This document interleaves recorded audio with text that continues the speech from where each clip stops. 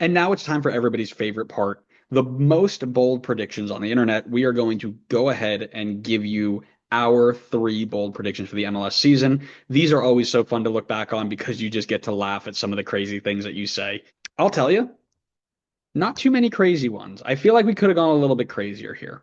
But we'll start with Connor's first. His first bold prediction is that Patrick Agyemang is going to be a top five finisher in the Golden Boot race this year, and I don't think it's that crazy.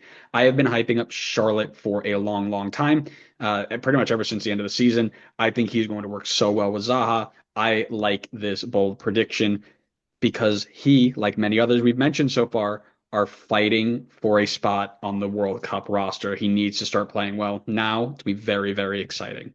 Then there is my first one, and I like this one, and I think it's going to be very, very fun to watch. Mine is that there will be three new teams in the top four of the Eastern Conference this year. You kind of already picked that up in my predictions, but last year's Eastern Conference, it was Miami, Columbus, Cincinnati, Orlando. Now I've got Charlotte, Atlanta, Red Bull, Miami. I think that there has been so much movement at the bottom of the table and losses at the top that you're going to see a 75% change in the top four of the East. Connor's second bold prediction is a very interesting one. Gabriel Peck does not make it through this summer. He is sold in the summer.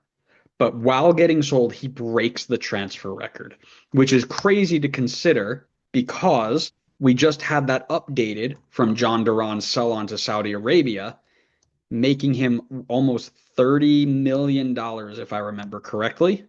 Yes, the fee up to almost $30 million. That's a massive, massive amount. Miguel Almiron went for 24. Thiago Almada could climb higher than that, but everybody else is flat fee. So to think that Gabriel Peck can take over $30 million is an interesting thought, but it'd be really cool to see it happen. And it's very, very bold. I like that.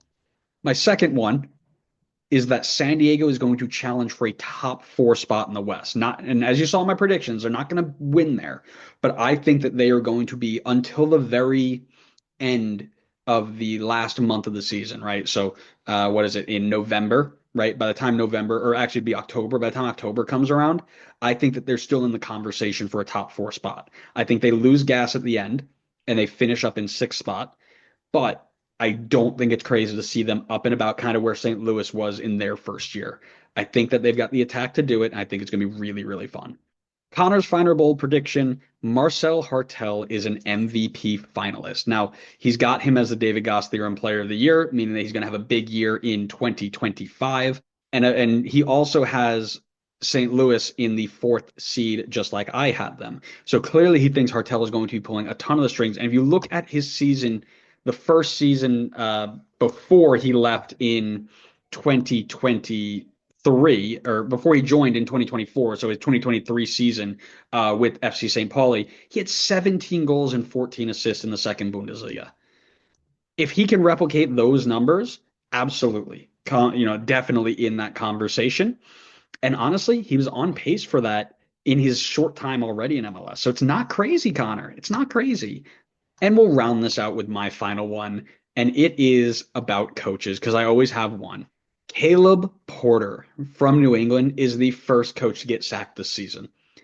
I don't have a timetable when, but it's not going to be Vermees. It's not going to be Neville. It's not even going to be Troy Lesesne. It is going to be Caleb Porter. I think he doesn't control that locker room. I think he doesn't have the respect of the players, and I think he is bounced. And I also say that because he is one of the only coaches in these, the bottom five or so that I'm looking at who isn't a first year head coach, right? Peter Vermees, but Peter Vermees is eternal. Phil Neville, and I think it's going to be a race between him and Caleb Porter. Vancouver has a new coach. Toronto has a new coach. DC is only on year two of Troy Lesesne, so we'll see how that goes. New York City has a new coach. Philly has a new coach. Dallas has a new coach, and then Benny Ball. So I think of this really bad race, Caleb Porter is going to win and be the first coach sacked this season.